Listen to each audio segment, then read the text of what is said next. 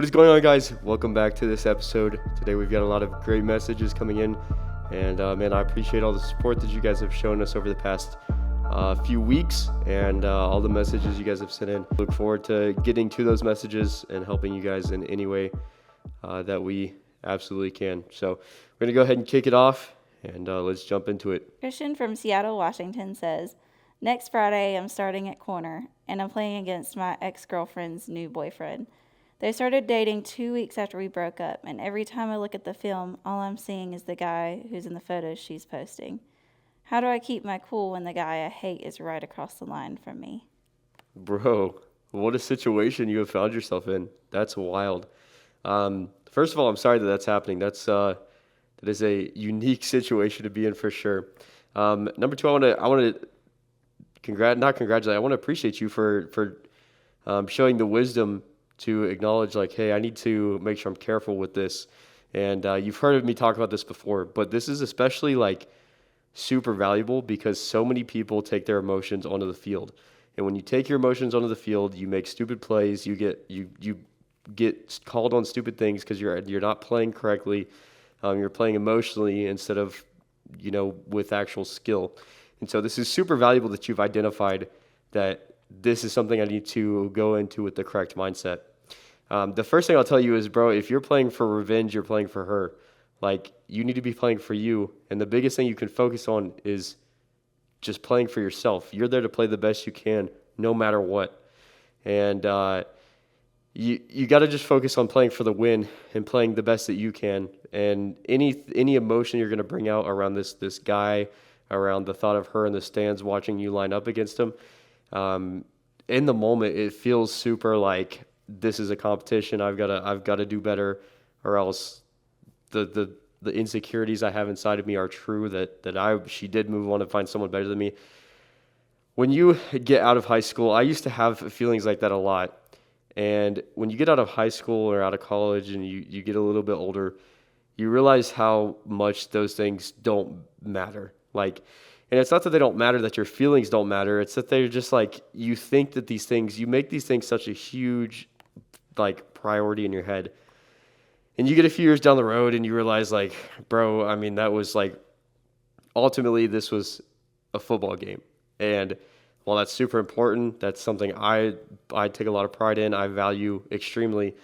In the grand scheme of things, especially in a relationship dynamic like this, like, it's kind of pointless to overthink it in the mannerism that you're probably finding yourself fighting going down. And so, man, just play for yourself. Don't play for revenge or any of that. That's a super important distinction. And just make sure you play for yourself. And the way that you phrase the question and understanding kind of more of your thought process, another important thing to remember is it does not sound like you're angry at him. It sounds like you're angry at her. And honestly, without knowing the dynamics at all, that is the correct posture to have. You're upset with her that she hurt your feelings. This guy likely has nothing to do with it other than just being somebody she was interested in following this. And so I don't know how this actually looks on the field, but the advice I would give you is this is just another guy in a jersey. There's nothing special about him that separates him from the other hundreds of guys you've lined up against.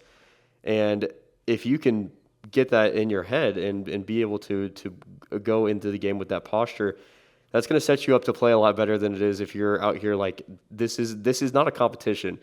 You are literally playing for yourself and not to prove her. As she's in the past, this is a moment where you just can't let it sink into your mind and take you over, because the moment that happens, you're going to start making mistakes. You're going to let anger take over. And when those things happen, you stop playing smart.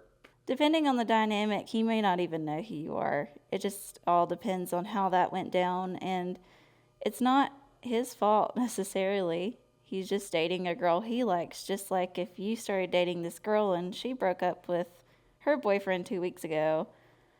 It's the same kind of concept. So I really wouldn't take that too personally.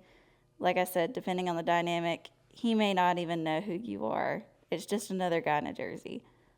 I'm going to be honest, this situation stinks for you, but it's what you do in this situation that really sets you apart. I've been in situations where like I've been battling things internally that no one else around me even knows what's going on. And it's in those moments where you can understand, like, hey, I may be upset at somebody or I may be angry at somebody, but they're not even like, they don't even realize. And so, not that I'm just going to carry that weight forever, but especially in a situation like this, like, I'm not going to let that affect my standard of excellence. I'm going to play to the best of my ability, regardless of who this guy is, whether he's her new boyfriend or whether this guy is somebody I have absolutely never met. I have a standard that I'm going to play to, and I'm not going to compromise that.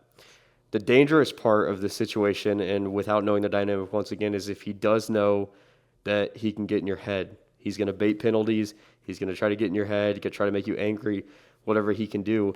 And the more he can do that, the more risk that you have. And I want to just remind you, the best thing you can do is stay silent and stay hard.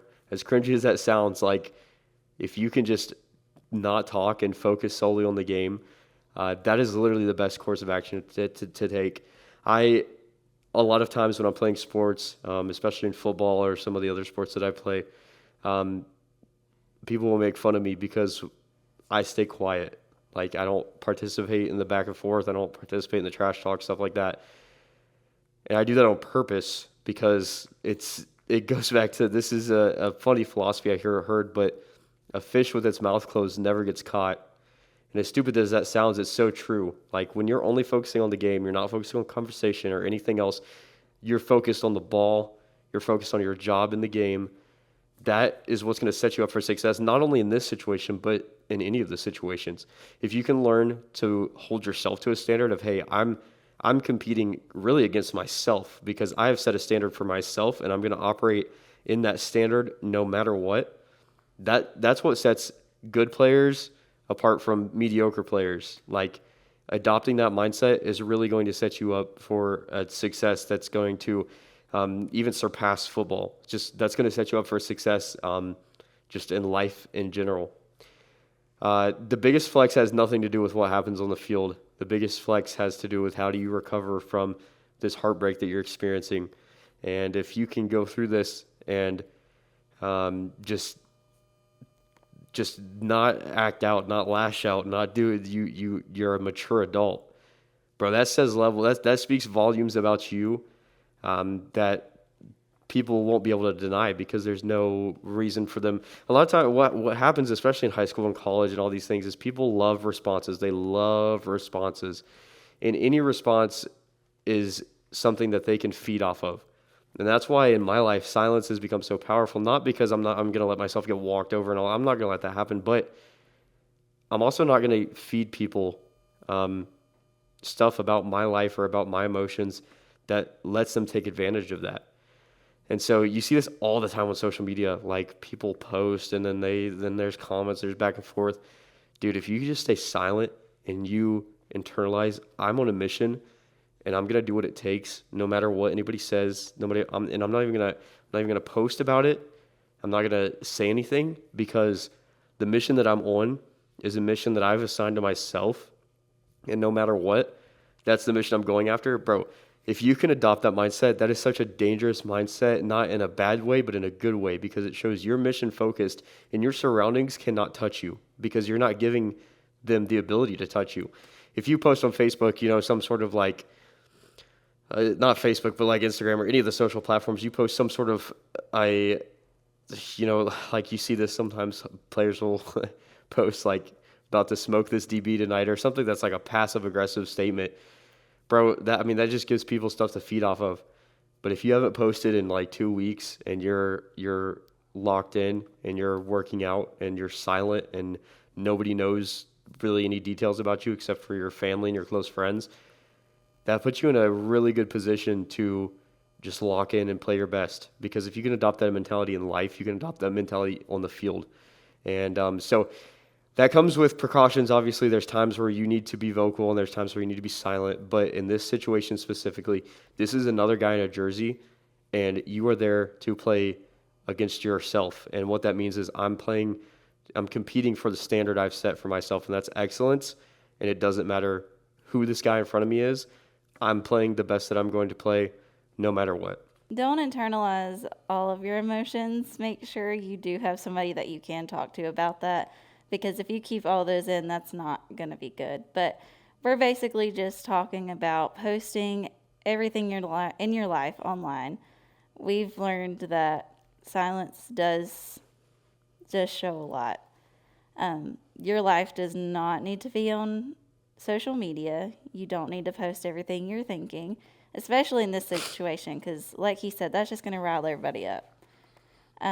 So definitely have those one or two people that you can talk to, but don't go talking to everybody about your issues.